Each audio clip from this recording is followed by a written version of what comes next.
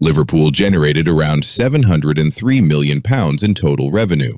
That sounds like a financial monster, but here's the strange part. After all that money, Liverpool's profit after tax was only around £8 million.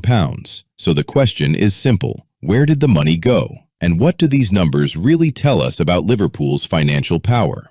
In this video, we're breaking down Liverpool's latest financial results in a simple way. We'll look at revenue, matchday income, staff costs, profit, and what it all means for the club's future. Because football finance is not just about how much money a club makes, it's about how much money is left after the machine keeps running.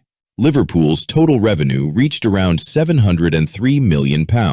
That is a huge figure and shows how powerful Liverpool still are as a global football brand. This revenue usually comes from three major areas: matchday income, broadcasting income, and commercial income. Matchday money comes from tickets, hospitality, and stadium-related income. Broadcasting money comes from Premier League, Champions League, and TV deals. Commercial income comes from sponsors, partnerships, merchandise, and global branding. For a club like Liverpool, this commercial side is extremely important because the fan base is global. Liverpool are not only earning from people going to Anfield, they are earning from fans all over the world.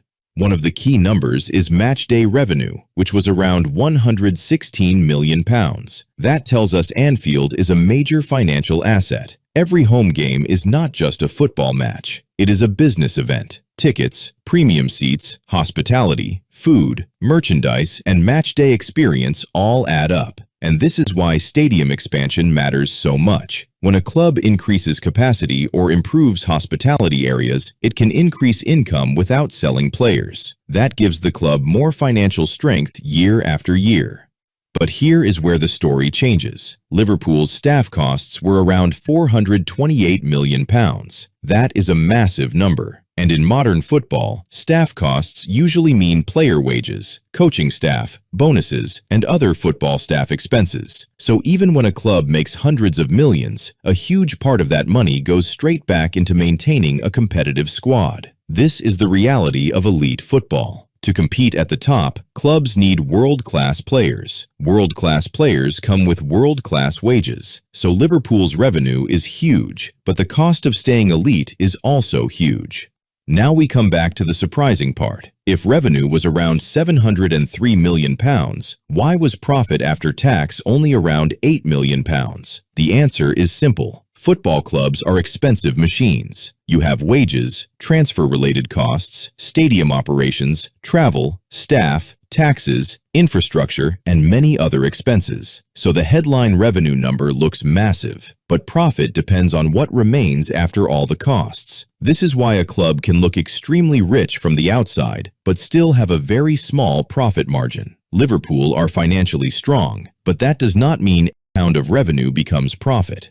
What it means for Liverpool. So what does this mean for Liverpool fans? First, Liverpool remain one of the strongest football brands in the world. Second, the club has serious revenue power. Third, the wage bill and staff costs show how expensive it is to compete at the highest level. And fourth, profit margins in football can be surprisingly small, even for giant clubs. The positive side is that Liverpool are not just dependent on one income source. They have matchday strength, commercial strength, and global attention. But the challenge is controlling costs while still building a squad capable of winning major trophies.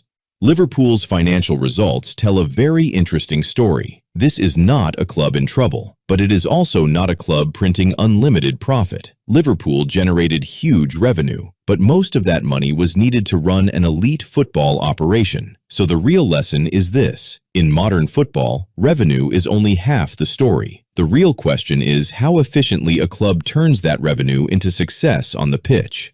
If you want more simple football finance breakdowns like this, subscribe to the channel. And tell me in the comments, do Liverpool need to spend more or control wages better?